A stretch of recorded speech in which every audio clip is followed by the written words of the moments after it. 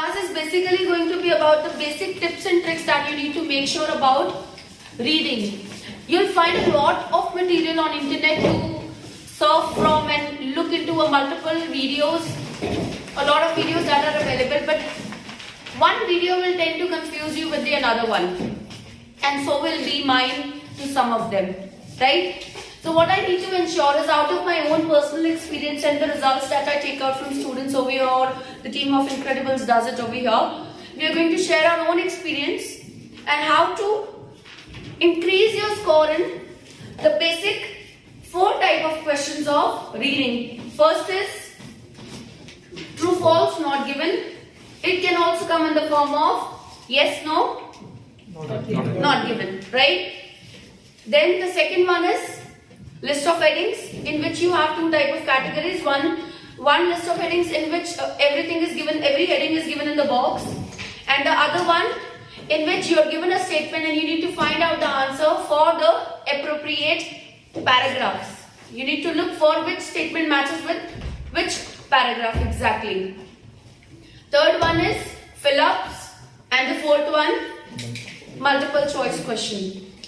Before I enlist all these question types in details, I would like to tell you 4 to 5 things that you need to make sure in order to enhance your reading skills. The first thing is read regularly. Read regularly. You need to get through tough paragraphs here itself every day. Every day you need to read at least one passage that has complexity of language. Because there are a lot of words used like connectors, collocations, prefix, suffix. These are lexical resources that are used in the reading passages that not only help you enhance having a better understanding of the language in terms of reading, but also they provide you enough material to be used in writing and speaking. Clear? जैसे मैंने आपको last class के अंदर बताया था कि however, but, comma कहाँ लग रहा है, सेमीकोलन कहाँ पे है, हाइफन कहाँ पे यूज हो रहा है, देन कनेक्टर्स की जो यूजेज होती है, सेंटेंस अगर आपका सिंस से स्टार्ट हो रहा है तो आपको किस तरीके से एक एक लैंग्वेज को, एक एक वर्ड, एक एक लेक्सिकल रिसोर्स को ध्यान में रखते हुए अपनी अपनी लैंग्वेज पे कमांड बढ़ानी है. ठीक है? If you read every day at least one passage that has complexity of language, you learn a lot of words. After reading or while reading, what I want you to make sure is prepare a notebook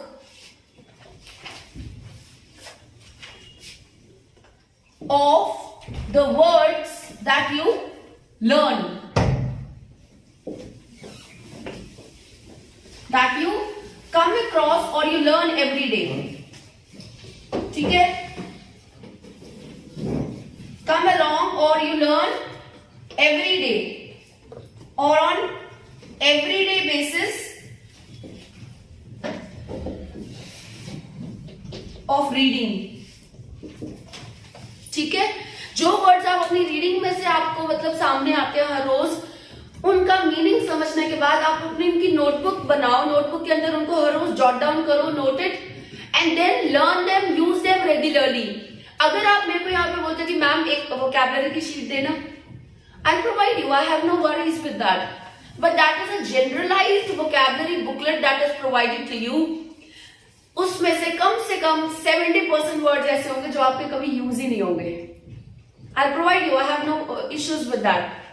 What I want is, जब आप Cambridge की, हम ज्यादा international authors की बात नहीं करते, अगर आप कैम्ब्रिज की भी अगर रीडिंग हर रोज एक कर रहे हो अच्छे से सॉल्व, उसके बाद उसको अच्छे से अंडरस्टैंड भी कर रहे हो, and you're trying to figure out what words you get through, you'll be able to create your own collection of words. and आप देखना कुछ वर्ड्स ऐसे होंगे जो आपके हर रीडिंग में ही बार बार सामने आएंगे.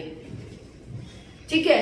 और अगर हर रीडिंग में वो सामने आ रहे हैं और आपको हर रीडिंग में उनका मीनिंग समझ नहीं आ रहा, आप डाउट में हो कि इसका क्या मतलब है, how are you going to relate it? How are you going to relate it? अगर आपको आज एक रीडिंग में वर्ड आ गया और कल फिर वो आ रहा है, आप एक रीडिंग सॉल्व करके आपके मार्क्स भी बहुत अच्छे आ गए, सपोज 35 36 बाय चांस आ गए, ठीक है। How are you going to again rely on your accuracy? आपको कैसे पता लगेगा आप कितने एक्यूरेट हो जब तक आपका वो वर्ड अगले दिन आपको उसका मीनिंग भी नहीं पता। Suppose that word pops up again in the next day reading and you do not know the meaning of the word. It's useless that you scored a 35 score in your previous reading. It's useless. वो सिर्फ एक तुक्का था. That was a fluke. कि by chance 35 36 आ गए, उस समय उस पैसेज की लैंग्वेज इजी थी, वो वर्ड में रिलेट कर पाया और मेरे मार्क्स आ गए. So you need to make sure there are multiple words that get repeated every day and you need to form your own booklet of vocabulary. Is that clear? Third thing that you need to make sure is learn to build a habit of skim reading. Do not read full passage. जब मैं यहाँ पे आपको reading समझाती हूँ तो मैं आपको पूरा पैसेज अच्छे से समझाती हूँ, नो डाउट. समझने के बाद तो हर एक आंसर ठीक निकलता है आपका, ठीक है. बात तो सारी यही है ना कि जब हम बिना पूरे पैसेज को समझे कैसे हम अपने आंसर्स करेक्ट कर सकते हैं. Ma'am, we do not have enough time to read there. यहाँ तो समझ आ गया, आपने अच्छे से एक्सप्लेन कर दिया. घर पे हम अच्छे से पूरी रीडिंग कर रहे हैं, तब भी हमें समझ में आ रहा है, no problem with that. But what matters is again when we go to the exam hall, we are blank, we are not able to complete the paper in time, nor we are able to relate the words over there. उसका reason सबसे बड़ा ये है क्योंकि आप scheme reading की habit नहीं डालते. वो एकदम तो आएगी नहीं. आप 1 घंटा अगर पैसेज सॉल्व कर रहे हो, you are solving one reading passage for complete 1 hour every day. Do you think that solves the purpose? That really does not. All you need to make sure is one passage of solving, one complete reading of solving for 1 hour, one passage out of it for complete understanding, a thorough reading means you are going through each and every single word of it, and one passage of reading is generally done with the technique of skim reading. आप एक passage को ऐसे read करके देखो कि आप उसको scheme करके देख रहे हो, सिर्फ कि छोटे छोटे जो वर्ड्स होते हैं, helping words like is am are, was were, has a had, आप उनको रीड जरूर कर रहे हो. वो सिर्फ आपके माइंड में साइलेंट रीडिंग है. मीन्स आप उन वर्ड्स को स्किम करके भी आगे चल सकते हो. For instance, if I take a line over here, prepare a notebook of the words that you come along और on everyday basis of reading. Right? अब मैं क्या कर रही हूँ, अगर इसको स्किम करना है, I make sure whenever I am reading in my mind, suppose I am reading in my mind, but I will not use words like a, of, the, that, you, or, on. For a while, I'll just leave them. Why? Only to find the location. जब location ढूंढनी है तो मैं इन words को miss कर दूंगी. ठीक है?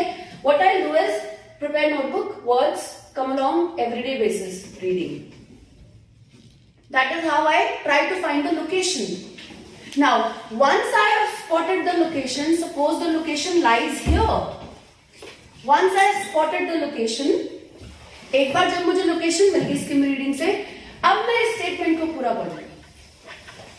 फिर मैं बारीकी से एक एक उस वर्ड का ध्यान रखूंगी जो मैटर करता है. एक नोटबुक है या ज्यादा, ठीक है.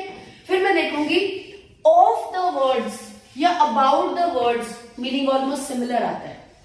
Is that clear? Meaning almost similar है.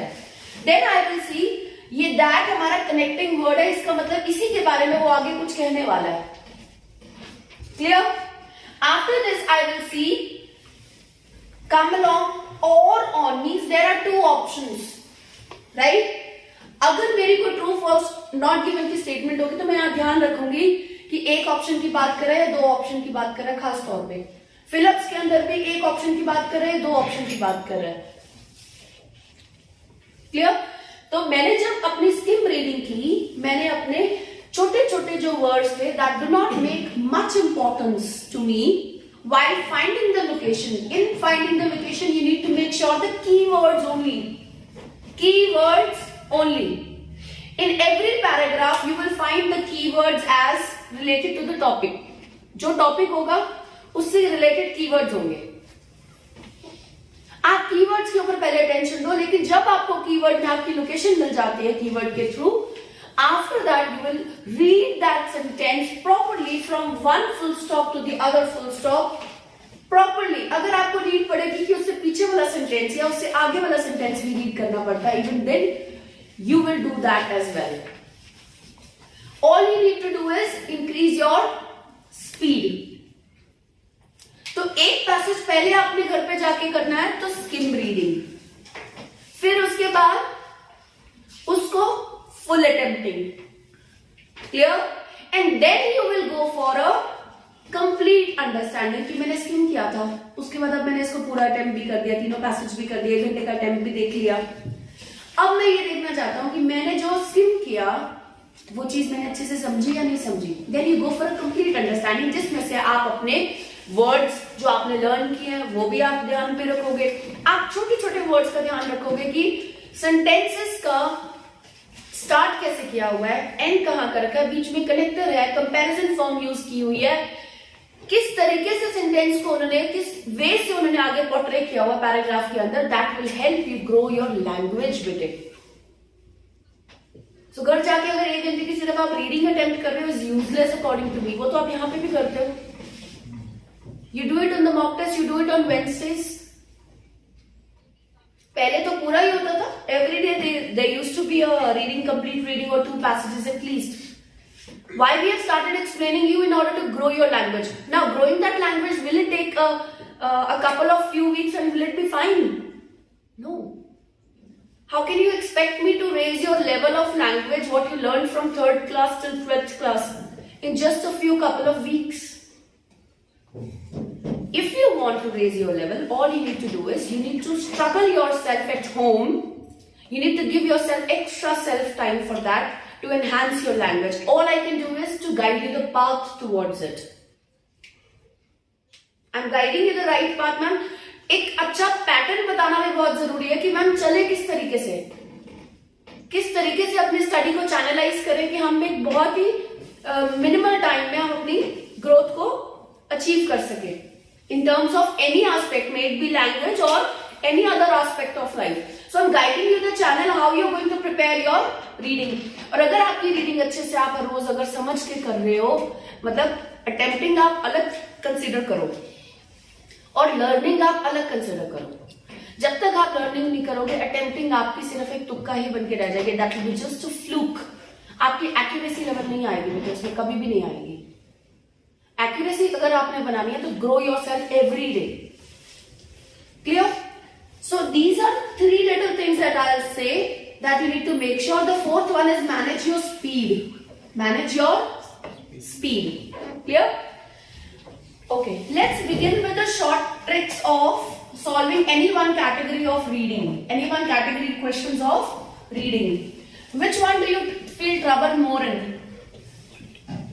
Which category of question do you find more troublesome with it? List of heading. List of heading. Anybody else who has a different opinion? MCQs. यही 2 areas हैं जो आपको ज्यादा trouble करते हैं, right? Let's start first from list of heading. Clear? We'll solve. We'll have a discussion about each. You have solved the passage today. I'll guide you from that as well, right?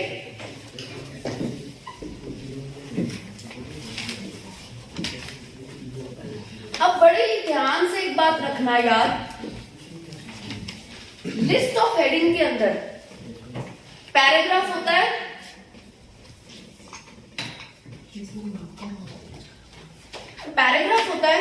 ठीक है. In paragraph you have many lines. I just create a shortcut over here to guide you everything.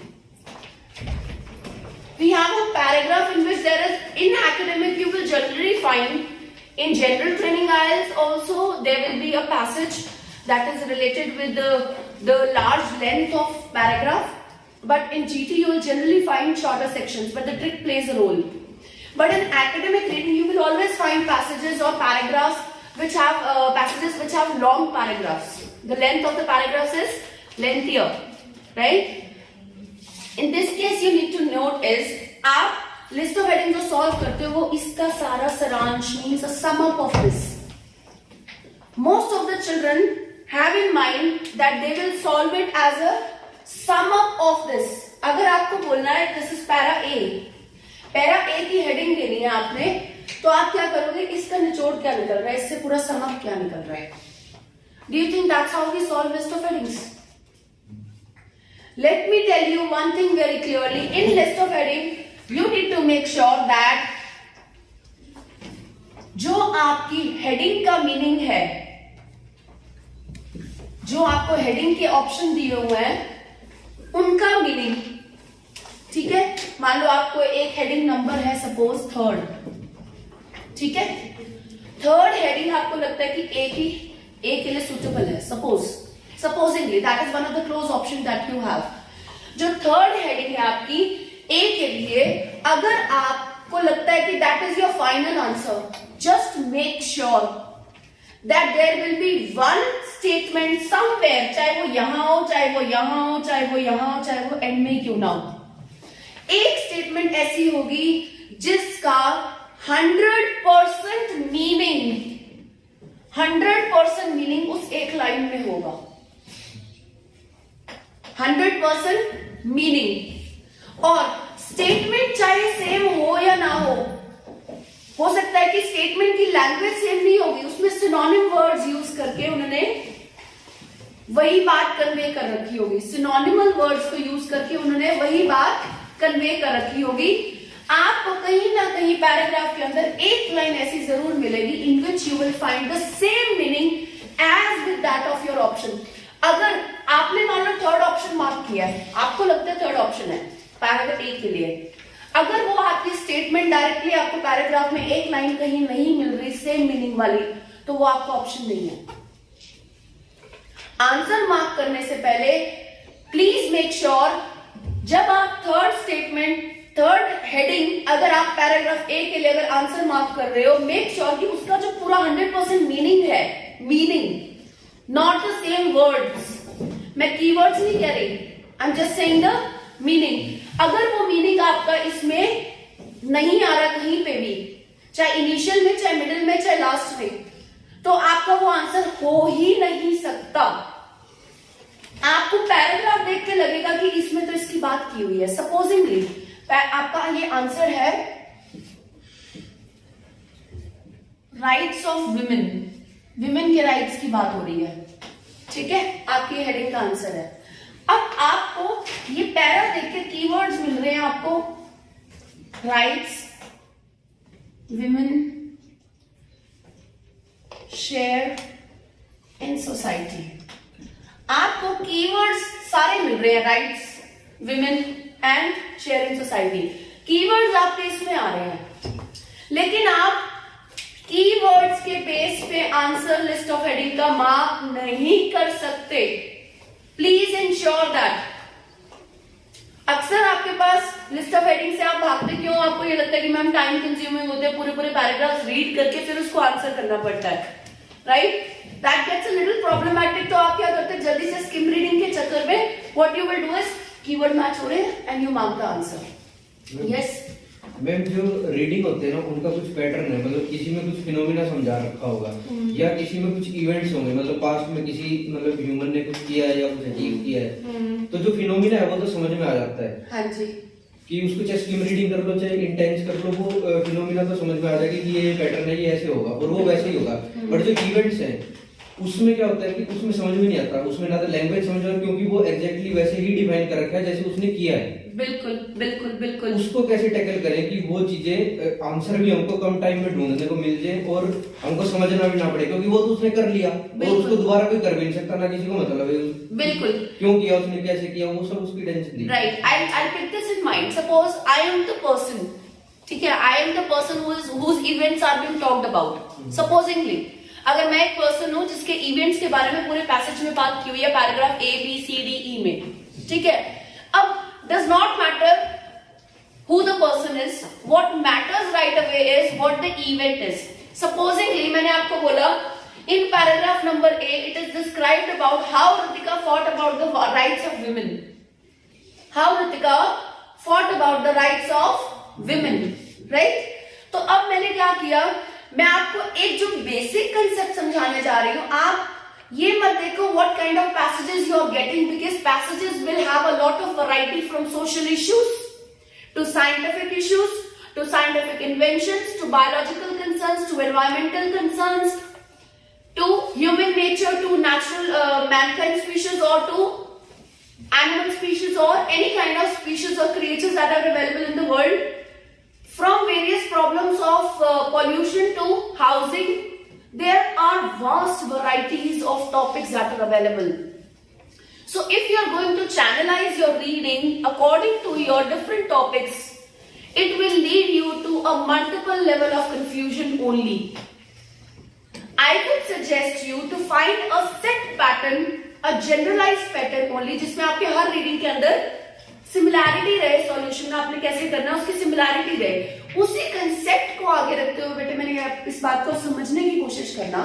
What I try to bring is, मैं आपको ये कहना चाहता हूं, अक्सर बच्चे लिस्ट ऑफ हेडिंग में क्या करते हैं, टाइम शॉर्टेज की वजह से वो प्रेफर करते हैं कि हेडिंग्स के कीवर्ड्स को मैच करने की कोशिश करते हैं.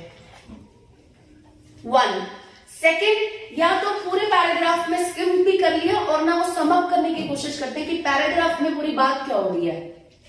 टू, अब मैं कहती हूं आपको दोनों तरीके ठीक है, बिकॉज हमें कहीं ना कहीं स्किम भी करना है और कहीं ना कहीं पैराग्राफ का सम अप भी देखना है. लेकिन मैं आपको बार बार एक बात बोल रही हूं, आपका चाहे आप स्किम का पैटर्न अपनाओ चाहे आप समिंग का पैटर्न अपनाओ, आपको कहीं ना कहीं आंसर मार्क करने से पहले ये चेक करना है जो मेरी हेडिंग है, जो मैंने हेडिंग चूज किया उसका सेम मीनिंग निकल रहा है या नहीं निकल रहा.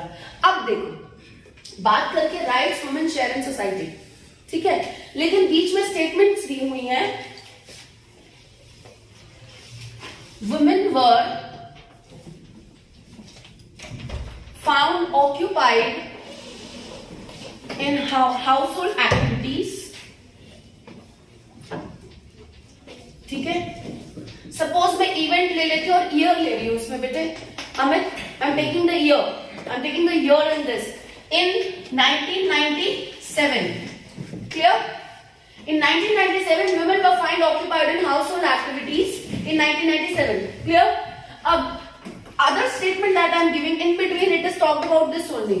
And the other statement that I am giving is, the women, although were happy, but wanted something better to break monotony, ठीक है. अब मैं यहां पे बोलती हूं, thus sharing in society their status या their activities became important to break that monotony. Please listen this very carefully. I am not picking up any sample from the internet. It's my own self-made material that I am bringing in to guide you according to the questions you are arising me on the spot. ठीक है. अब मैंने क्या किया, मैंने आपको ये बात क्लियरली कर दी कि राइट्स भी वर्ड दे रखे, मान लो यहाँ पे कोई ऐसी लैंग्वेज दे रखी है जिसमें इसका मतलब सेम मीनिंग नहीं आ रहा. विमेन की बात करके विमेन यहाँ आ गया, suppose let's just take it off. Clear? अब आप ये देखो कि राइट्स है, विमेन है sorry, and you also have society हालांकि वहां नहीं दे रखा. आपको दो वर्ड्स मिल रहे हैं, क्या की वर्ड के बेस पे या सम अप के बेस पे आपको कहीं पे भी लग रहा है that this should be the heading? आप मीनिंग देखो, विमेन जो थी ना हाउस होल्ड एक्टिविटीज में 1997 में 1997 में बहुत ज्यादा ऑक्यूपाइड थी, ठीक है, राइट. अब मैं आपको बोलती हूँ, हालांकि विमेन बहुत खुश थी, लेकिन वो चाहती थी कि कुछ बेटर हो ताकि उनकी मोनोटनी, उनका जो बोर्डम है घर के कामों को करने का, वो खत्म हो जाए, ठीक है. अब क्या इससे ये पता लगता है कि राइट्स की बात हो रही है? वुमेन राइट्स क्या होते हैं? मोनोटनी को ब्रेक करना वुमेन राइट है या ह्यूमन राइट है? राइट तो है ही नहीं, that's a human activity, general human nature activity, that's not a right. Clear? ठीक है. अब the next thing it says is, thus sharing in society their activities, जो वो एक्टिविटीज करती हैं, अगर वो सोसाइटी में अगर जाकर शेयर करेंगी तो क्या होगा, activities becomes important to break that monotony. अगर उस monotony को break करना है तो ये activities उनको शेयर करनी पड़ेगी, that has become important. Clear? अब इसके अंदर कहीं पे भी उनके जनरल नेचर, उनकी एक्टिविटीज के बारे में बात की गई है, लेकिन कीवर्ड्स यूज किया हुआ है राइट एंड विमेन. अगर मैं राइट्स के लिए यहां बोलूं, rights of women have always been appreciated. मैंने आपको स्टेटमेंट दे दी, राइट्स ऑफ वुमेन की भी बात कर रही है, कीवर्ड सारे हैं. सब अपने ये भी पता लग रहा है वुमेन की बात हो रही है, उनकी एक्टिविटीज की हो रही है, क्या उनके राइट्स की बात हो रही है कहीं पे भी? एक तो हो नहीं रही, और अगर हो भी रही होती तो भी आपने ये ध्यान रखना है कि ऐसी कौन सी एक स्टेटमेंट है जो उस स्टेटमेंट को बिल्कुल क्लियर करती है. सपोज इस पैराग्राफ के अंदर अगर एक भी लाइन, यानी पूरे पैराग्राफ में कहीं बात नहीं हो रही ना राइट्स ऑफ वुमेन की, अगर एक भी लाइन ऐसी आ जाती है जो आपकी स्टेटमेंट को बिल्कुल क्लियर कहती है. For example I will say women tried to fight for their rights against men. ठीक है, ड्यूरिंग दिस पीरियड. यही आपकी ट्रिक होती है बेटे, पूरे पैराग्राफ के अंदर तो कहीं बात नहीं कर रखी, सिर्फ एक लाइन ऐसी कह देंगे वो, या तो बिल्कुल ऐसा पैराग्राफ आएगा जिसके अंदर देखते ही पता लग जाएगा इस पैराग्राफ के अंदर बात हो रही है राइट्स ऑफ वुमेन की. ठीक है, वो तो आपका हो गया इजी लिस्ट ऑफ हेडिंग्स. लेकिन जहां पे आपकी लिस्ट ऑफ हेडिंग्स अगर इस तरीके की आ जाती है कि पूरे पैराग्राफ के अंदर वुमेन के राइट की बात नहीं कर रखी, लेकिन सिर्फ एक लाइन ऐसी है जिसमें वो कहता है कि women try to fight for their rights against men during this period. अगर ऐसी कोई एक लाइन भी अगर आपकी आ जाती है तो ही आप अपना आंसर मार्क करोगे as that option. Otherwise you look for some other paragraph. I'll try to brief it up to you that even if the para shows exact same thing, अगर आपको पैरा पूरे राइट्स की बात कर रहा है, अगर तब भी आपको एक ऐसी लाइन को ढूंढनी है जो आपकी हेडिंग से बिल्कुल एग्जैक्ट मीनिंग दे रही हो. Rights of women fought for. ठीक है, हेडिंग ये है. जब तक आपका एग्जैक्ट मीनिंग नहीं निकल रहा एक भी सेंटेंस से, तब तक आप उस पैराग्राफ की वो हेडिंग नहीं लगा सकते. Is it clear? जितना जल्दी आप इस कंसेप्ट को अपने माइंड में बिठाओगे उतना जल्दी आपकी accuracy level list of heading की बढ़ जाएगी. Let me tell you very carefully once again, चाहे पूरा पैराग्राफ राइट्स ऑफ वुमेन की बात कर रहा हो, लेकिन अगर एक ऐसी लाइन नहीं है जो बिल्कुल एग्जैक्ट मीनिंग क्लियर कर रही हो जो हेडिंग आप मार्क करना चाह रहे हो, तब तक वो आपका आंसर नहीं होगा. हो सकता है आपने थर्ड ऑप्शन चूज कर लिया, मुझे लगता है कि इसका आंसर थर्ड अभी भी नहीं आएगा. मुझे लगता है इसका आंसर, आपको लग रहा है थर्ड, मान लो मुझे लगता है सेकंड, या आपको लग रहा है सेकंड, मुझे लगता है थर्ड. सपोज आप कहते हो कि मैम सेकंड ऑप्शन जस्टिफाइड है, मैं ये कहता हूं कि इसके अंदर वुमेन की राइट की क्लियरली बहुत सारी बातें कर रखी हैं, ठीक है, तो आंसर वो होना चाहिए. मैं ये कहती हूँ बेटा उस सेकंड हेडिंग के लिए जो आप पैरा ए देख रहे हो, आप ये चेक करो कि क्या आपकी एक लाइन बिल्कुल 100% मीनिंग वही दे रही है जो आपका हेडिंग आपने चूज किया, सेकंड ऑप्शन चूज किया, वो सेम मीनिंग आपका इसमें आ रहा है या नहीं आ रहा. जब तक आपकी एक स्टेटमेंट ऐसी नहीं निकलती जो सेम मीनिंग 100% मीनिंग नहीं दे रही, तब तक वो आपका आंसर हो ही नहीं सकती. Clear? There will be at least one long or short statement defining the same thing. Only after that you will finalize it as your answer. Otherwise, look for other options. Is it clear? अब हम जब solve करेंगे, when we'll have the reading discussion, I'll try to figure it out for you how to work it out. Clear? ठीक है? Now, the next thing that I need to bring to your notice is, in list of heading, you'll make sure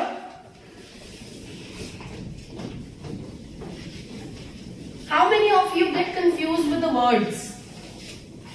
कि ma'am paragraph का meaning हमारा मतलब list of heading के साथ हम relate नहीं कर पाते। उसका रीजन ये आ जाता है कि हमें वर्ड के मीनिंग्स रिलेट करने नहीं आते। पैरा के बीच में कुछ ऐसे वर्ड्स आ जाएंगे, तीन या चार ऐसे वर्ड्स आ जाएंगे जिनकी वजह से हाई वोकैबुलरी आ जाती है, जिसकी वजह से हमारा ना सारा आंसर जो उन पे डिपेंड करता है वो कंफ्यूजन अराइज होती है कि मैम वो वर्ड ही है जो आंसर दे रहा है और अब हमें उस वर्ड का मीनिंग नहीं पता। ठीक है, अब हमें उसका मीनिंग नहीं पता, मैम करें क्या? Suppose the word is hypothesis.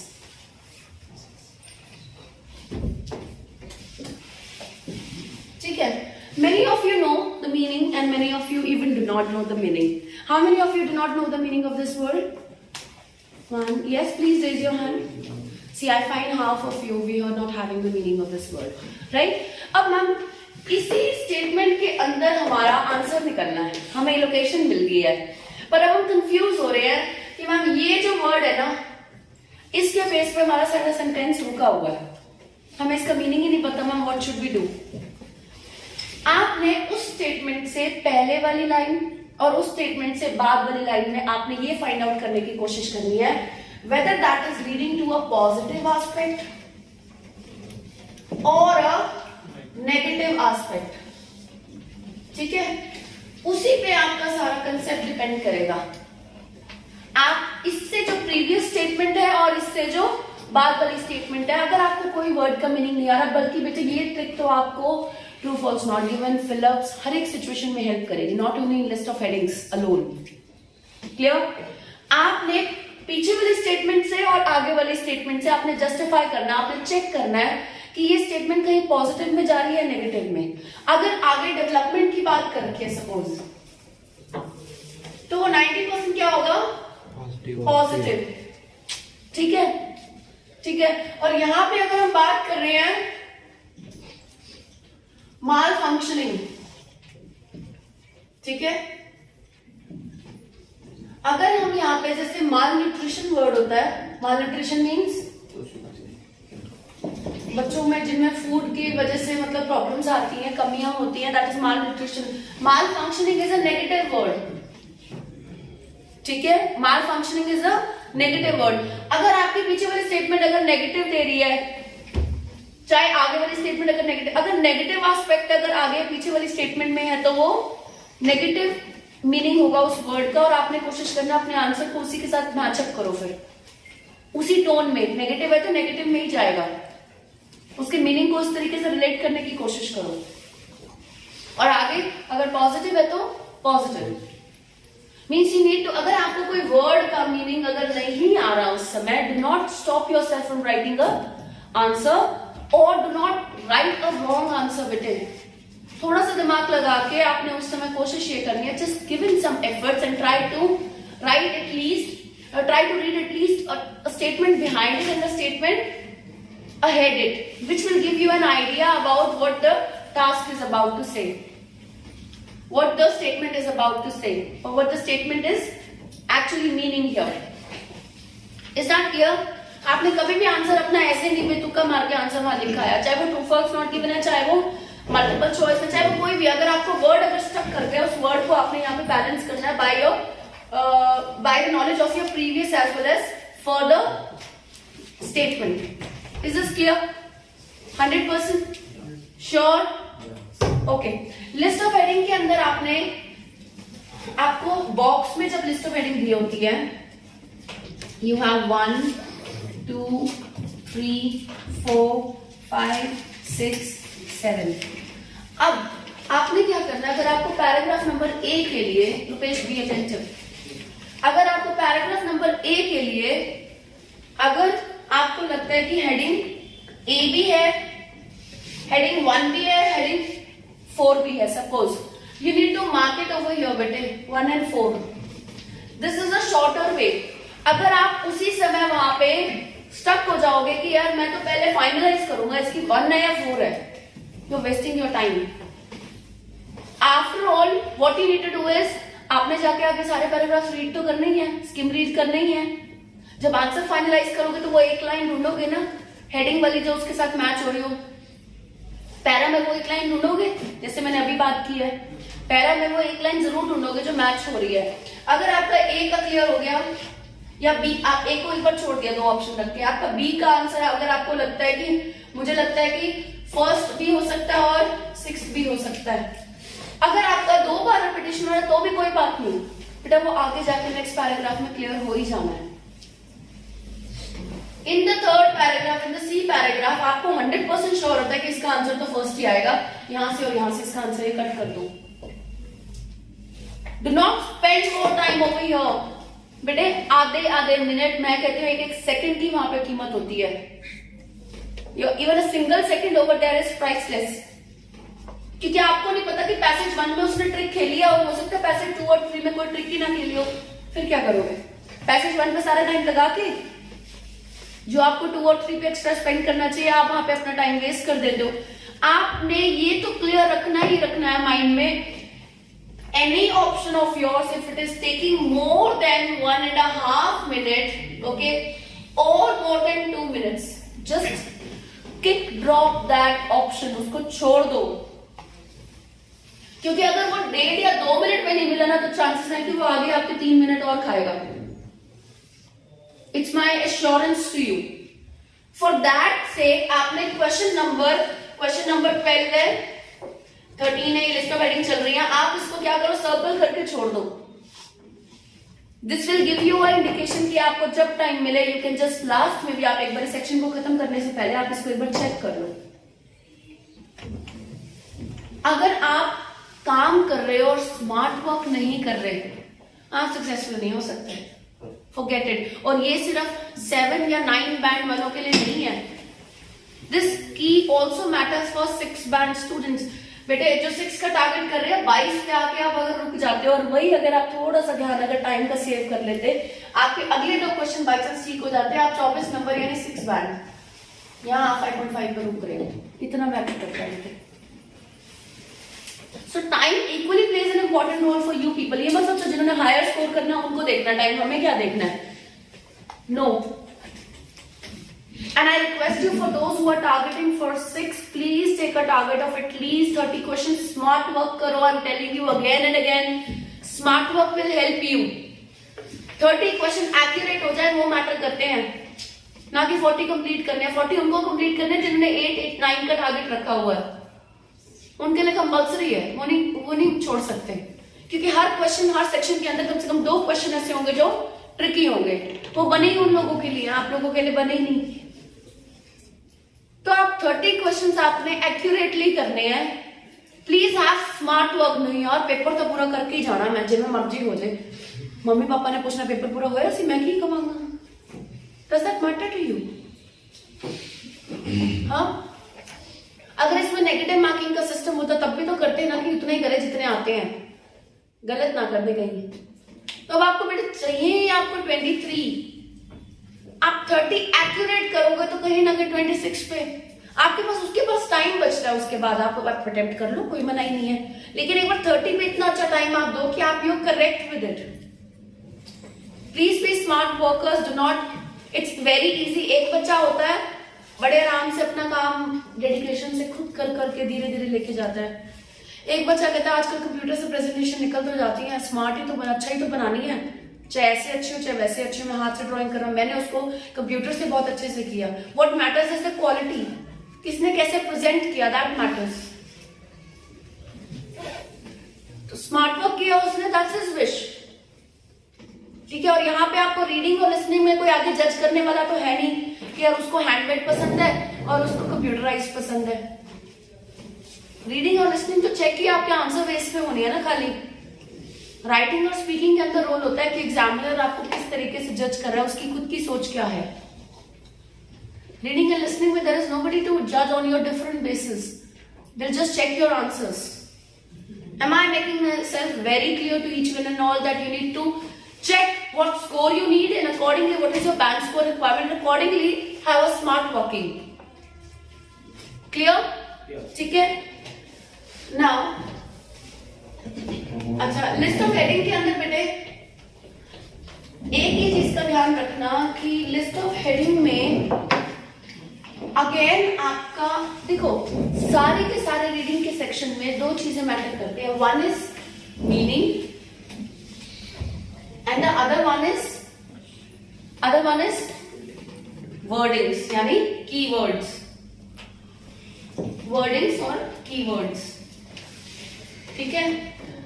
List of heading आपकी मीनिंग बेस्ड होनी चाहिए. लिस्ट ऑफ हेडिंग आपकी मीनिंग बेस्ड सॉल्व होएगी, ना कि आपको कि हमारे वर्ड से मैच कर रहे हैं या नहीं कर रहे हैं. वो सिनोनिम वर्ड यूज करेंगे पूरी रीडिंग के अंदर, वो सिनोनिमल वर्ड यूज करेंगे. ठीक है. आपने मीनिंग चेक करना है कि मेरा मीनिंग सेम निकल रहा है नहीं निकल रहा. लिस्ट ऑफ हेडिंग के अंदर मार्क करने से पहले आपने ये देखना है कि जो स्टेटमेंट में मार्क कर रहा हूं उसका 100% मीनिंग सेम निकल रहा है या नहीं निकल रहा उस पैराग्राफ से. स्पेशली उसमें से एक ऐसी लाइन ऐसी है जो एग्जैक्ट मीनिंग रिलेट करती है. आप में से कितने बच्चों ने ये स्टेटमेंट ट्राई किया जब प्रियंका मैम ने आपको बताया था कि मैम वन स्टेटमेंट मैचेस, एक स्टेटमेंट ऐसी जरूर होती है. How many of you? Sanju, Karan, okay, Prab. Did that work it out for you honestly? Did that work out for you? But ऐसा भी होगा कि एक दो पैसेजेस ऐसे आए होंगे जिनके अंदर मैम वो अप्लाई नहीं करता. But that's an exception. Exception her field में मिलेगी. वो बहुत रेयर होगा. 99% passages will have one that statement which will relate the exact 100% meaning in the paragraph. अब आप ट्राई करना, जब आप रीडिंग करोगे लिस्ट ऑफ हेडिंग्स को आपने इस तरीके से ट्राई करना है. अब जो आपको ऑप्शंस दिए होते हैं, स्टेटमेंट्स आपको डायरेक्ट दिए होते हैं क्वेश्चन, तो उसमें लिखा होता है कि you may be given more than, you may use the statement और paragraph option more than once. ठीक है बेटे. लिस्ट ऑफ हेडिंग कई बच्चों को ये होता है कि मैम हमारी ऑप्शंस वाली बहुत आराम से हो जाती है क्योंकि इसके अंदर ऑप्शंस दिए होते हैं. अगर यही सेम ऑप्शन आपको पेपर में 6 पैराग्राफ के लिए अगर आपको 13 यहाँ पे दी हुई है, 6 पैराग्राफ के लिए अगर आपको 13 दी हुई है तो आप क्या करोगे? टाइम डबल हो गया. अभी तो आपको अच्छी लग रही है कि एक या दो हेडिंग है एक्स्ट्रा, कोई दिक्कत नहीं है, ऑप्शन तो अवेलेबल है. लेकिन अगर यही आपकी 13 आ गई तो 23rd के एग्जाम में ऐसा हुआ है, 7 नवंबर के एग्जाम में ऐसा हुआ था. 33 list of headings with multiple options. फिर आप क्या करोगे? टाइम कैसे मैनेज करोगे? वहां तो और भी ज्यादा स्मार्ट वर्क इंपॉर्टेंट हो जाता है. क्लियर? सो प्लीज ये मत सोचो, don't create a biasness in your mind. ऐसा कुछ भी नहीं है कि ऑप्शंस वाले इजी होते हैं और वो दूसरे वाले टफ होते हैं. मैं ये आपको बोलूंगी बल्कि जो दूसरे वाले होते हैं जिनके अंदर आपको एक स्टेटमेंट दी होती है और आपने पैराग्राफ नंबर लिखना होता है सीधा, वो ज्यादा इजी है. उसके अंदर आपको क्या करना है, अगर आपने एक पैराग्राफ रीड कर लिया और उसकी 2 स्टेटमेंट जा रही है तो आप सीधा मार्क कर सकते हो. आप लोकेशन फाइंड आउट करने की कोशिश करो सीधा. मैं तो आपको यही सजेस्ट करूंगी, जो आपको स्टेटमेंट दी है वो आप कोशिश करो आपकी स्किम रीडिंग से लोकेशन फाइंड आउट करने की कोशिश करो. उसको फिर लोकेशन मिलने के बाद आप उस स्टेटमेंट को अच्छे से रीड करो बेटे.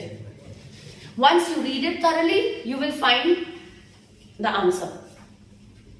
Clear? Is this making you clear now? क्या सम अप किया मैंने? एक तो वोकैबुलरी से डरना नहीं, आगे या पीछे वाले वर्ड्स को अपने चेक करना है, स्टेटमेंट को. ठीक है. दूसरी बात मैं आपको ये कह रही हूँ कि आपने ये ध्यान रखना है, in list of heading there has to be at least one statement that matches the option that you are considering in mind. One statement that relates exactly the same meaning. अगर वो मीनिंग आपका सेम नहीं आ रहा उस statement में, किसी एक स्टेटमेंट में, तो आपका पैराग्राफ नंबर हो ही नहीं सकता. और synonymal words, third thing, synonymal words use किए होंगे तो कीवर्ड्स कभी भी सेम नहीं होंगे. मतलब there are chances they may be same, they may not be same. I need to say, is this clear? They may be same, they may not be same. Keywords के ऊपर अगर खाली depend करोगे तो answer गलत ही होंगे. आपको meaning पे डिपेंड करना है, हेडिंग की मीनिंग पे डिपेंड करना है. Clear? The next thing that you need to make sure is you need to mark, जो आपके माइंड में क्लोज ऑप्शन आते हैं उनका हेडिंग नंबर आप सेक्शन के आगे दोनों इकट्ठे मार्क कर लो, 2 के 3 भी आ रहे हैं तो वो भी मार्क कर लो। देन एलिमिनेट करो उनमें से कि जो ऑप्शन आपका, यहाँ पे आप एलिमिनेशन सीखो। पैराग्राफ ए के लिए 1, 3 एंड 5, ठीक है। बी के लिए 3 एंड 5, सी के लिए फर्स्ट, सी के लिए 3। अब आप एलिमिनेट करो, ये 5th 3 तीनों में आ रहा है, इसमें सिर्फ कल्ले में आ रहा है, यहाँ दोनों में भी जा रहा है। आपको यहाँ श्योरिटी मिले कि इसके लिए तो यही आएगा। Just eliminate it from here and here. Now talking about first and fifth, आपको लगता है डी में आगे जाके आपको लगता है कि ये फर्स्ट ऑप्शन ए का यहाँ आ रहा है, ठीक है। एलिमिनेट कर दो, ये यहाँ से हट गया, इसका 5th बच गया, इसका 5th बच गया। नाउ जस्ट जस्टिफाई, जो लास्ट में आपको आगे आके आपको लगेगा एक आधा ऑप्शन और ऐसा निकल आएगा जो इन दोनों में से कोई रिप्लेसमेंट कर देगा। एलिमिनेशन करना सीखो बेटे,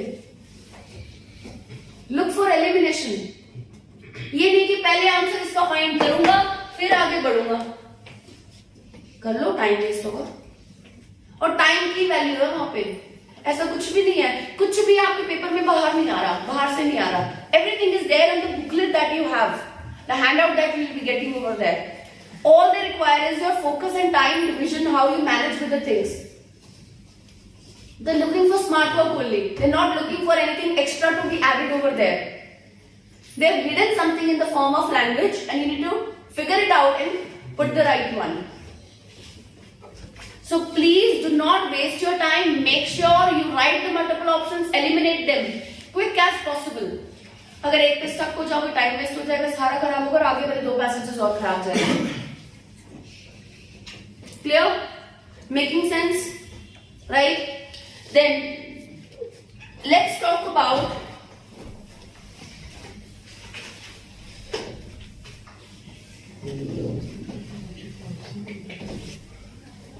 true false not given. Why I talk about this? Because according to me this is very important.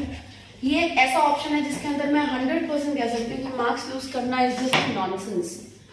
Multiple choice question do tend to confuse you because of the time effect. अगर हम यहाँ पे problem कर रहे हैं, हमारा logic fail कर रहा है, इसका मतलब आवर अंडरस्टैंडिंग इज फेलिंग। वहां हमें टाइम कंस्ट्रेंट्स होते हैं, मल्टीपल चॉइस क्वेश्चन में टाइम कंस्ट्रेंट्स मारते हैं, पैसेज वो जनरली लेंथी होता है, ठीक है। और इसके अंदर हमें सिर्फ लॉजिक हमें किल कर रहा है बेटे, that's a logic that you're struggling with. Okay, supposingly I'll give it a statement in which it is said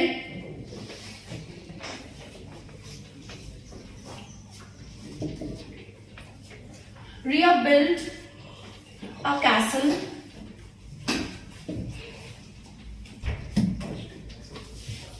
last month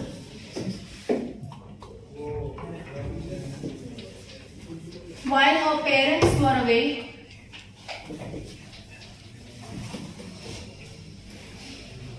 ठीक है, right, while her parents were away. अब क्वेश्चन आपको अराइज होता है,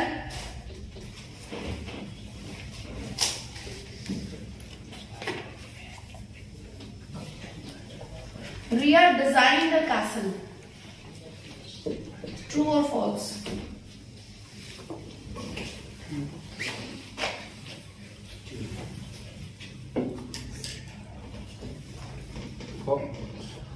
नॉट गिवन भी लगेगा अभी। हाँ, she built a castle, but did she design it? No, false. False. False. Sure? 100%. Yes, ma'am. देखो, इनडायरेक्ट मीनिंग भी अगर आपका किसी वर्ड का, मान लो जो आपका कीवर्ड है उससे मिलता, आप उसकी जगह अगर कोई ऐसा वर्ड रिप्लेस कर दिया है जो इनडायरेक्ट मीनिंग भी क्लियर नहीं हो रहा।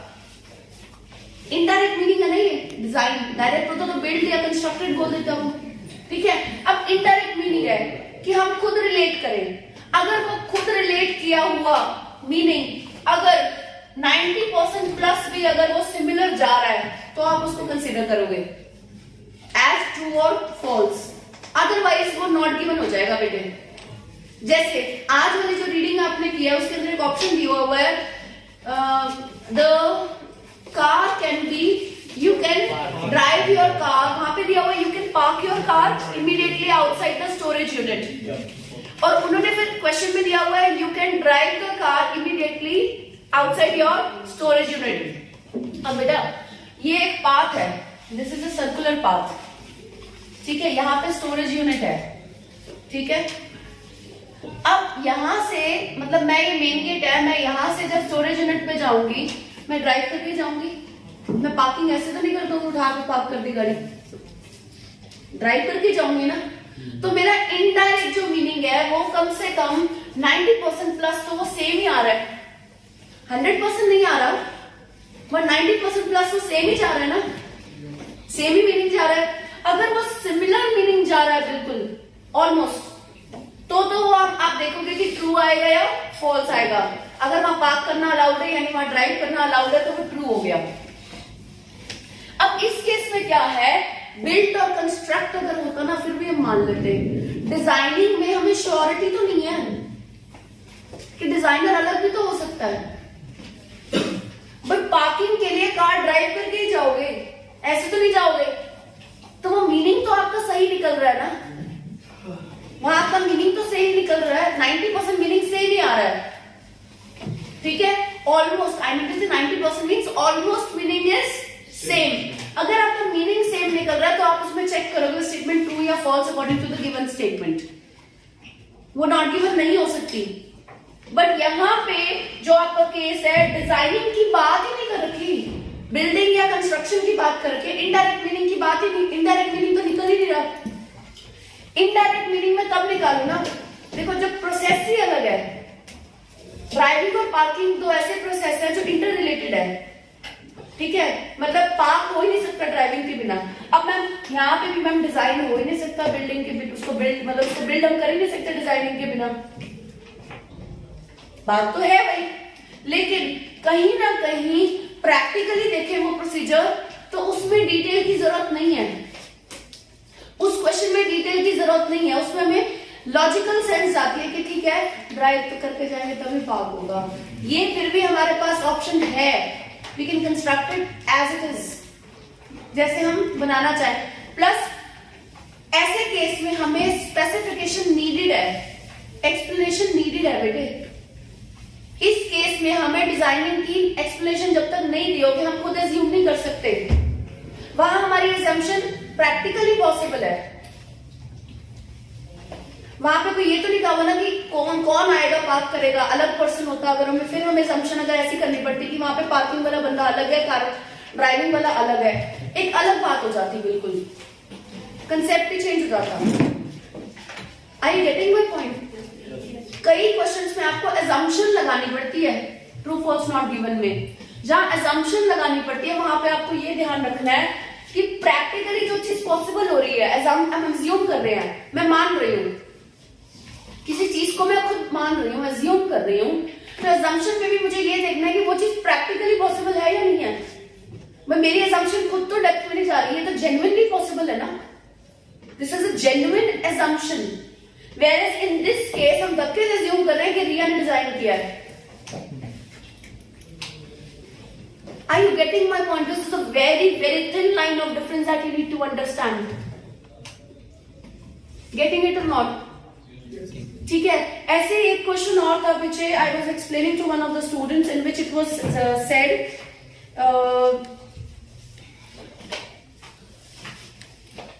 okay yes in which it was said, please note this very carefully, this will be very helpful. True false not given बेटे गलत करने वाली चीज नहीं है, इसको मैं डेप्थ में समझा के फिर ही हम इसको साइडलाइन करेंगे, even if you are not able to complete all the parts today. Clear? In this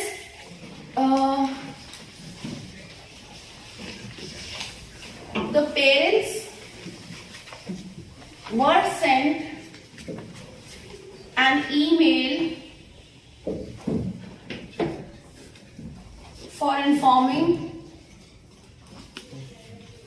for informing the absence of their child in the school.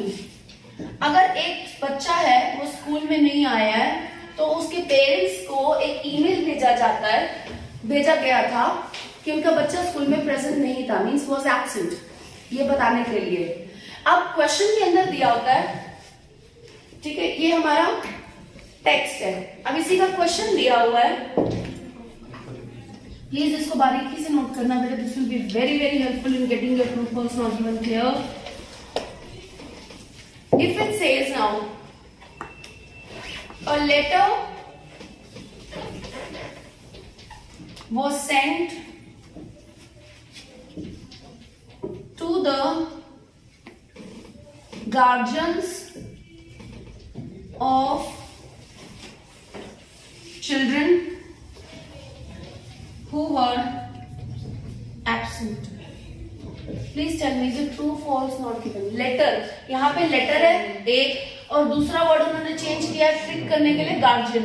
यहाँ पे पेरेंट्स है और यहाँ पे ईमेल है। अब आप मुझे बताओ, इनडायरेक्ट मीनिंग आपका क्लियर 90% होता है या नहीं प्रैक्टिकली? होता है पक्का? हाँ, who were absent।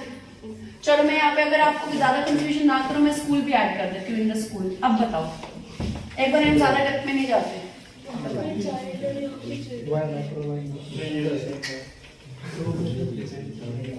बहुत सारे पेरेंट्स को भेजा गया, यहाँ पे हमने क्या कर दिया, पेरेंट्स गार्जियंस भी कर दिया, चिल्ड्रन भी। ऑब्वियस सी बात है कि पेरेंट्स वर सेंट, ठीक है, तो एक को भेजा चाहे बाकियों को भेजा, उनमें से एक को तो पक्का भेजा ही होगा अगर चिल्ड्रन की बात की है तो।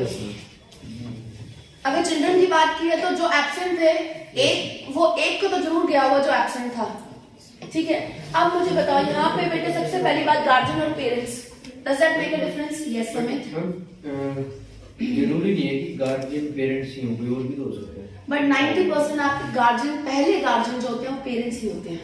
Your first guardian is your parent and then we look for another. Guardian means somebody who looks after you. That may be parent or may be anybody. But parents are on a general basis considered as the first guardians. ये माना ही जाता है, ठीक है। अब mother is the first teacher, ऐसा माना जाता है, लेकिन उसमें हम धक्के से फिट कर रहे हैं। गार्जियन और ये दो ऐसी एथिकल टर्म्स बनी हुई है, पेरेंट्स और गार्जियंस, ये वाइस वर्सा यूज हो सकती है। बट क्या टीचर और मदर वाइस वर्सा यूज हो सकता है? नॉट नेसेसरी, हर केस में नहीं हो सकता। तो जहां आपको धक्के से assumption देनी पड़े वो नॉट गिवन की तरफ जाता है। जहां आपकी प्रैक्टिकल assumption खुद ही क्लियर हो रही हो, जस्टिफाई हो रही हो प्रैक्टिकली, तो वहां आपका आंसर ट्रू या फॉल्स में से देखा जाता है। बेटे अब इसको जज करते हैं हम। The parents were sent an email, parents या गार्जियंस मेरे हिसाब से वाइस वर्सा यूज होते हैं। लॉजिकली मींस लीगली भी ये टर्म्स अवेलेबल है उनके लिए, क्लियर। अब बात आती है मैम लेटर और email.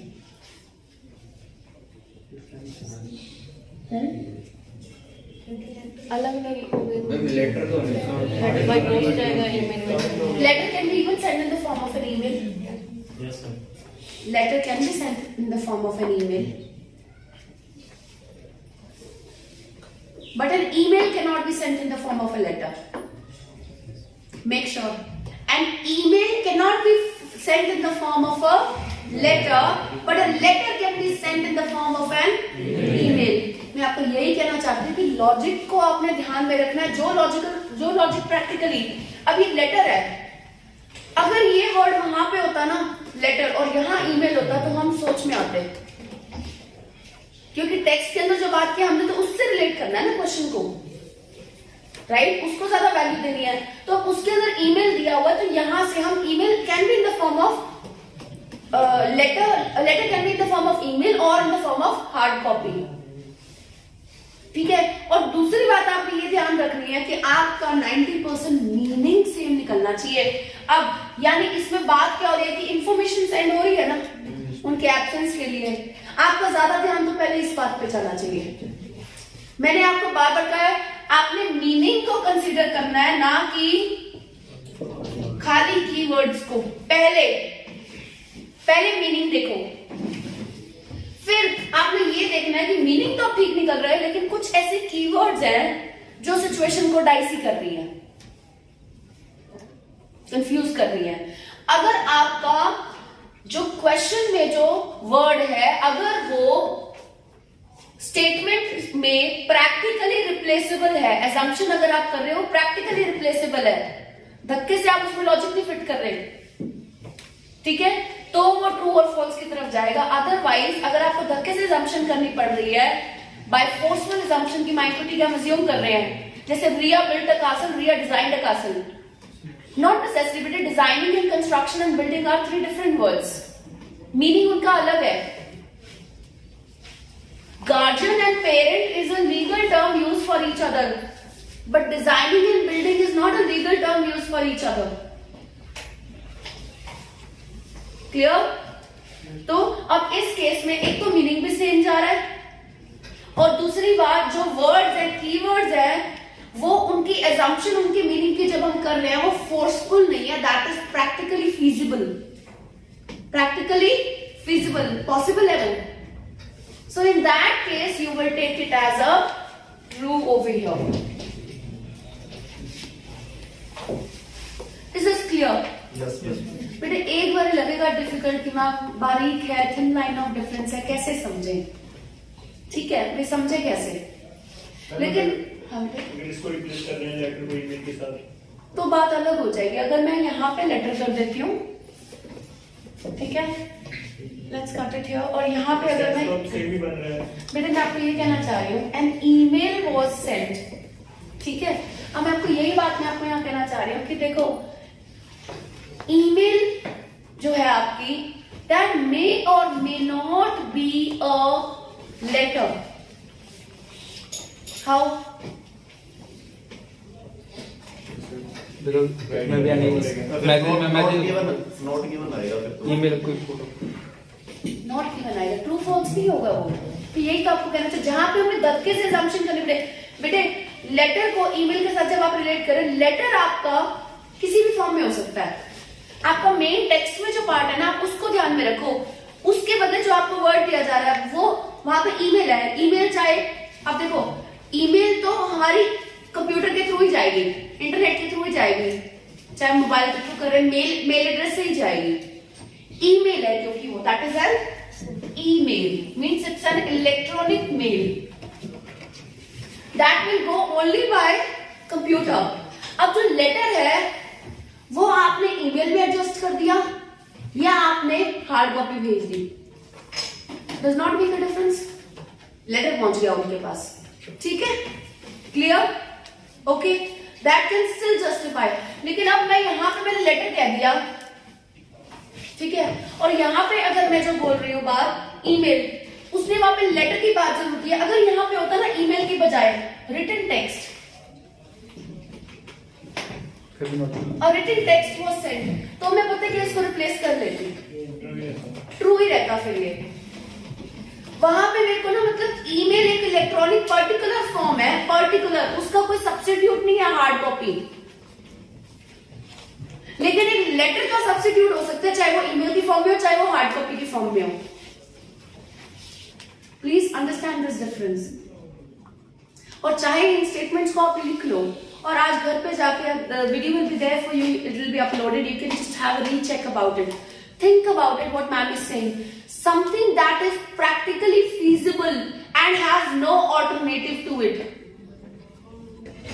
When something that does not have an alternative to it, it will be not given, means you're assuming it forcefully. अब आप यहाँ पे ईमेल वाली बात पे आप लेटर के साथ कंपेयर करें फोर्सफुली, लेटर तो किसी भी फॉर्म में हो सकता है, उसने हार्ड कॉपी में भेजा और यहाँ पे ईमेल की बात करूं तो मैं कैसे बात कर दूं, और मैं उसको फॉल्स भी कर सकती, मैं ये कहूंगी कि यहाँ पे ईमेल की बात ही नहीं कर रखी। अगर मेरा ईमेल यहाँ पे है बेटे क्वेश्चन में और वहां पे लेटर दिया हुआ है, तो मेरा ईमेल तो ईमेल की फॉर्म में ही जाएगा ना, इलेक्ट्रॉनिक फॉर्म में ही जाएगा, और वहां पे लेटर है, लेटर ईमेल में जा रहा है या हार्ड कॉपी में भी जा सकता है ना। तो अब यहाँ पे हार्ड कॉपी की तो बात ही नहीं हुई, सिर्फ ईमेल की बात हुई है, तो मैं कैसे उस चीज को जस्टिफाई कर दूं, I will keep it as not given, clear, I keep it as not given, क्योंकि ईमेल को मैं हार्ड कॉपी के फॉर्म में भेज नहीं सकती, और लेटर मेरा हार्ड कॉपी की फॉर्म में भी जा रहा है और ईमेल की फॉर्म में भी जा सकता है, किसी भी फॉर्म में जा सकता है। तो मैं यहाँ पे जब एक ही चीज पूरी हो रही है और दूसरी बात क्लियर नहीं है तो it is a forceful assumption. Forceful assumption के केस में मैं उसको नॉट गिवन ही कंसिडर करूंगी। ठीक है, these tricks will not be available on internet. It is my own personal experience while solving the questions myself. 3 साल 4 साल जब हम बच्चों को रेगुलर टीचिंग करते हैं, when we understand the facts, our own self results आते हैं उस चीज से, लिफ्ट होते हुए देखा है मैंने, उसमें मैंने इसे रियलाइज किया है कि somewhere down the lane, this is my own personal tips and tricks that I have realized and they have worked wonderfully. क्योंकि हम कितने भी टिप्स एंड ट्रिक्स लगा लें, अगर मान लो हम बोलते सपोज लिस्ट ऑफ हेडिंग्स है, वो कहते हैं first 2 lines, last 2 lines, middle 2 lines, आप चेक कर लो। और मैंने आपको क्या बताया, लिस्ट ऑफ हेडिंग के अंदर मतलब पैराग्राफ के अंदर क्या दिया होता है, main point, supporting point, then उसकी एक example form and then conclusion. ये आपका पूरा एक पॉइंट कंसेप्ट वो पहले समझाएंगे। ठीक है, मान लो this is a paragraph, right, इसके अंदर आपका एक पॉइंट जो यहां खत्म हो रहा है, दूसरा पॉइंट यहां खत्म हो रहा है, तीसरा यहां, मतलब आपका इधर 3 पॉइंट है टोटल एक पूरे पैराग्राफ में। Rupesh, be serious, I am telling you, don't expect me to fill the form better than please. ठीक है, 3 डॉट्स अगर मैंने 3 फुल स्टॉप्स है, मतलब मेरे 3 मेन पॉइंट्स की बात की हुई है। जो पहला मेन पॉइंट होगा उसका main point, supporting point, example और कंक्लूजन के बाद यहां खत्म हो जाएगा।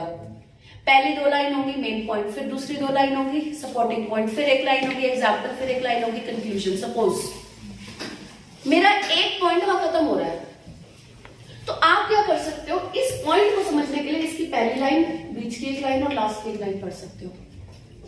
इस पॉइंट को समझने के लिए अगर कोई कहता है कि पूरे पैराग्राफ को अगर आप पहली 2 लाइन, बीच की 2 लाइन और लास्ट की 2 लाइन से अगर आप समझ सकते हो, तो 3 पॉइंट, अलग अलग 3 पॉइंट की बात हो रही है, तो आप बीच का पॉइंट मिस नहीं कर रहे। बीच के पॉइंट की आप मेन पॉइंट पढ़ रहे हो या सपोर्टिंग पॉइंट पढ़ रहे हो, एग्जाम्पल पढ़ रहे हो, वो कहां पता, कैसे पता लगेगा? वो तो जो स्टेटमेंट सेंटर में आ गया आप उसी को पढ़ लोगे। अरे जो कंसेप्ट यहां से मेन पॉइंट का दूसरा स्टार्ट हुआ है, दूसरे पॉइंट का मेन पार्ट स्टार्ट हुआ है, वो तो आपको यहीं से फुल स्टॉप के बाद ही पता लगेगा ना। हाउ कैन यू एक्सपेक्ट कि उसकी कंक्लूडिंग लाइन से पहले एग्जाम्पल वाली लाइन बीच में आ रही है तो मैं उसको पढ़ के यहां समझ लूं कि इसकी क्या बात हो रही है। ठीक है, इसलिए मैं कहती हूँ कि आपको ये कंसेप्ट समझना है कि एक पैराग्राफ के अंदर जितने फुल स्टॉप लगे हुए हैं, अगर 4 फुल स्टॉप है तो 4 आपके मेन पॉइंट्स की बात की हुई है, फुल फ्लेज पॉइंट्स। आपको चारों पॉइंट की जब तक कमांड नहीं आ रही तब तक आपको पता ही नहीं इस पैराग्राफ में क्या है। ठीक है, तो कंसेप्ट आप अगर ले रहे हो तो कंसेप्ट वो लॉजिकली भी ठीक हो। ठीक है, मैं मानती हूँ टिप्स एंड ट्रिक्स है, अवेलेबल है नेट पे, मैम फॉलो करते हैं, कई बार तुक्का लग भी जाता है, कई बार नहीं, ठीक है, दोनों बातें हैं। बट आप लॉजिक से अगर चलो, जब आपको एक पैराग्राफ की स्टार्टिंग का मेन पॉइंट यहाँ है, फिर उसका एक्सप्लेनेशन पॉइंट है, फिर उसका एग्जाम्पल है, फिर उसकी कंक्लूजन है, पॉइंट यहाँ खत्म हो रहा है, जब तक आप इसकी पहली 2 लाइन और लास्ट की 2 लाइन यहाँ नहीं पढ़ रहे, बीच की एग्जाम्पल की लाइन नहीं पढ़ रहे, आपको कंसेप्ट समझ ही नहीं आ रहा। यहाँ बात करी हुई है साइकिलिंग की, यहाँ बात करी हुई है योगा की, यहाँ बात करी हुई है मेडिटेशन की। ठीक है, 3 अलग अलग बातें की हुई हैं। अब अगर हम जनरल ट्रिक के हिसाब से चलते हैं, हम पहली 2 लाइन, बीच की 2 लाइन और लास्ट की 2 लाइन, ये पता लग गया साइकिलिंग है। यहाँ पे अगर योगा का मान लो नाम नहीं लिया हुआ और सिर्फ ये बात की हुई है, it provides relaxation to the mind as well. अब मैं उसको साइकिलिंग की बात कंसिडर करूंगी या योगा की? साइकिलिंग की। तो मिस इंटरप्रिटेशन होगी। अगर मैं उसको गलत समझूंगी तो मेरा आंसर गलत होने के चांसेस एटलीस्ट 50-50 तो हो गए, वो तुक्का ही है। इससे अच्छा आपको स्किम रीड करना, आप हैबिट डालो बेटा, घर पे धीरे धीरे इन चीजों को समझो। पहले आपने एक स्किम रीड करके देखा, फिर उसको फुल फ्लेज रीडिंग करके देखो, जो मैंने स्किम किया मैंने सही समझा है गलत समझा है। जो स्किम रीडिंग की है आज मैंने, उसको मैंने समझा क्या है, अब मैं पूरा जब समझूंगा उसको फुल फ्लेज रीडिंग करूंगा तब पता लगेगा ना। रीडिंग को अगर टाइम देने लगो ना 3 घंटे, तो आपको रीडिंग को इस तरीके से रेगुलर करने में जाएंगे। लेकिन आप लोग चाहते हो मैम एक्स्ट्रा लिसनिंग कर लें, एक्स्ट्रा रीडिंग कर लें, अटेम्प्टिंग पे जोर है सिर्फ। अटेम्प्टेशन से बात नहीं बनने वाली, खाली अटेम्प्टेशन इज नॉट द रोल। जैसे 11th-12th में हम लोग क्या करते हैं, what do we do, we read at least 1 chapter of literature, 1 page every day. मतलब टीचर पढ़ाती है क्लास में, छोटी क्लासेस में भी 1 पेज हर रोज पढ़ाती है आपको, ठीक है, slow and study you complete the book. Similarly then you get the conclusion to that कि इस चैप्टर में ये है, इस चैप्टर में ये. Slow and study. अगर आप उसकी डेप्थ रीडिंग नहीं कर रहे, आप सिर्फ उसको अटेम्प्ट कर रहे हो, क्वेश्चन लर्न कर रहे हो. मैम 5 मेन क्वेश्चन बता दो क्या आएंगे पेपर में, that's it. You are not grabbing what actually you need to learn and grow your knowledge about the content. अब एंड्स वाला टॉपिक आता है, वो कई बार आता है, मैं बार बार बोलती हूँ. क्लास वाला टॉपिक आता है, कई बार आता है. फिर मैं आपको हनी बीज का टॉपिक आता है, वो कई बार आता है. साइंटिस्ट की डिस्कवरीज वाले टॉपिक बहुत आते हैं. अगर आप उनको अगर 2-3 टॉपिक अच्छे से पढ़ लोगे, अच्छी फुल ग्रैबिंग के साथ, फुल अंडरस्टैंडिंग के साथ अगर आप पढ़ोगे, तो अगली बार के लिए आपको ना बेटा एक बेस मिल जाता है कि साइंस के टॉपिक आते हैं इस तरीके से. ये वर्डिंग इंपॉर्टेंट होती है. डिस्कवरी, इन्वेंशन, ठीक है, रिसर्च हुई दोबारा, राइट, पॉन्डरिंग, फाइंडिंग्स, उन पे ध्यान देना होता है. कुछ पर्टिकुलर, हाँ जी, ब्रेक थ्रू, कुछ पर्टिकुलर वर्ड्स होते हैं जो ध्यान में रखने होते हैं कि उन्हीं से आंसर निकलना है. अगर वो वर्ड्स मिस कर दिए तो प्रॉब्लम हो जाएगी. वो चीजें कहाँ से आएंगी? अगर आप इन डेप्थ रीडिंग करोगे तब आएगी. Is that clear? ठीक है. Many of you have short time over here, but I tell you, even if you work on हर रोज का अगर आप एक पैसेज भी अगर आप कर रहे हो, कुछ तो ग्रोथ होती है. Lucky will be you if you get the same kind of passage in the examination. Simple as that, right? So your trick, what matters is following the policy of full stops. How many full stops you have means there are 4 main points talked about. एक अलग option, एक किसी अलग चीज की बात की, फिर एक अलग की, फिर एक अलग की, फिर एक अलग की. या मान लो एक साइकिलिंग के बेनिफिट्स ये होता है, एक बेनिफिट एक फुल स्टॉप पे खत्म हो रहा है, दूसरा आगे स्टार्ट होने वाला है, फिर तीसरा आगे स्टार्ट होएगा फुल स्टॉप के बाद. अगर एक बेनिफिट यहाँ स्टार्ट हो गया एक फुल स्टॉप के बाद, तो उसकी पहले सब एक्सप्लेनेशन, उसके एग्जांपल और उसकी कंक्लूजन दी जाएगी, फिर उसका अगला बेनिफिट स्टार्ट होगा. ठीक है. अगर आपको फिलअप्स दिए हुए कि 3 बेनिफिट्स बताने हैं साइकिलिंग के, तो पहला बेनिफिट एक फुल स्टॉप से पहले होगा, दूसरा बेनिफिट दूसरे फुल स्टॉप के बाद होगा, तीसरा बेनिफिट तीसरे फुल स्टॉप के बाद होगा. इतना लॉजिक तो आपको बिठाना पड़ेगा ना बेटे. Am I making myself clear? आज की रीडिंग के अंदर एक क्वेश्चन है जो इंजरीज वाला टॉपिक है. लास्ट में फिलअप्स है, 2 पूछे हुआ उसमें, सीवेज और पॉइजनिंग है ना, सीवेज एंड पॉइजनिंग, उसने 2 पूछे हुए हैं, राइट? तो अब आप यहाँ पे इसको फिगर आउट करने की कोशिश करो. इसने अगर इसके अंदर जो हमारा प्लम्बरिंग के जो इंजरीज की बात है वो कहाँ की हुई है? जिसकी मेरी पेज नंबर, ओके, यस, ठीक है. ओवर हियर इट्स गिवन जो कन्फाइंड स्पेसेस है, सारी बात कन्फाइंड स्पेसेस के ऊपर चल रही है. तो कन्फाइंड स्पेसेस के अंदर बेटे उसने बोला है कि हार्मफुल टू हेल्थ, कुछ चीजें हैं जो जिनसे वो एक्सपोज होंगे वो हार्मफुल होंगे. अब मेन पॉइंट क्या है, कन्फाइंड स्पेसेस होते क्या है, उनके अंदर किस तरह की प्रॉब्लम्स आती हैं प्लम्बर्स को. फिर उसके बाद उन्होंने बताया है कि प्रॉब्लम्स क्या आती हैं, सपोर्टिंग पॉइंट है, they may also be expose to high concentration of airborne contamination that may be harmful to health. फिर उसने उस चीज का एग्जांपल दे रखा है, फॉर एग्जांपल दे रखा है, ठीक है. और फिर लास्ट में उसने बोला है कि अनदर पोटेंशियल हजार्ड. अब देखो इसके अंदर एक इंपॉर्टेंट वर्ड है, अगर एक उसने हजार्ड बताया पॉइजनिंग और दूसरा हजार्ड बता रहा है तो वो अनदर वर्ड यूज कर रहा है, दे यूजिंग अनदर वर्ड. तो इन वर्ड से आपको धीरे धीरे पता लगता है कि अब फुल स्टॉप के बाद अगर वो कोई नया पॉइंट स्टार्ट भी कर रहा है अगर, तो that is having another word. वो कोई ना कोई वर्ड ऐसा डाल देगा जो आपको लिंक देगा कि अगली बात होने क्या वाली है. ठीक है. ऑन द कॉन्ट्रोरी होती तो कोई और बात होती, हाउएवर होता तो कोई और बात होती, अनदर मीन्स इसी की ही एक और बात होने वाली है. अगर फुल स्टॉप के बाद अगर कोई बात हो भी रही है, that is because the paragraph is related to only one thing.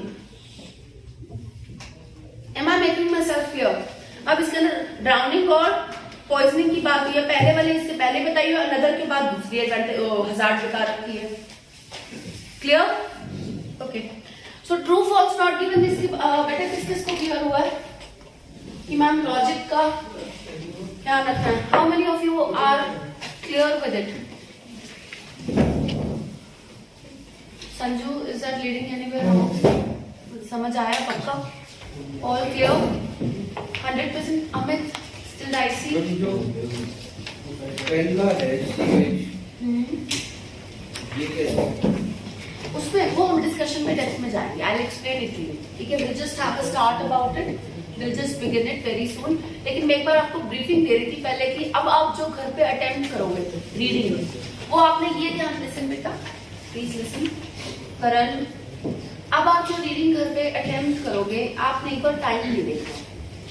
मेरी एक आपसे रिक्वेस्ट है, आज जब आप जो भी सेक्शन उठाओगे, आपने ये ध्यान रखना है, जो बात रितिका मैम ने मॉर्निंग क्लास में बोली थी आज, does that really fit in? Does that really fit in कि एक लाइन ऐसी होगी जो क्लियर करेगी लिस्ट ऑफ हेडिंग में, और ट्रू फॉल्स नॉट गिवन में does that really fit in कि हमें लॉजिक लगाना पड़ रहा है? अगर लॉजिक, अगर एजम्पशन अगर हमारी मतलब फोर्सफुल है, तो वो आंसर नॉट गिवन की तरफ ही जा रहा है. ठीक है, क्योंकि ट्रू फॉल्स तो फिर भी इजीली मिल जाएगा, नॉट गिवन में ज्यादा दिक्कत आती है. ठीक है मैम, बच्चे कहते हैं मैम नॉट गिवन तो बड़े आराम से पता लग जाता है, उसकी तो बात ही नहीं कर रखी होती. ठीक है, लेकिन मैं आपको बता रही बेटे, कई बार ऐसा क्लोज ऑप्शन दिया होता है कि आपको नॉट गिवन और फॉल्स में अंदर नहीं समझ आता, या नॉट गिवन और ट्रू में अंदर नहीं समझ आता.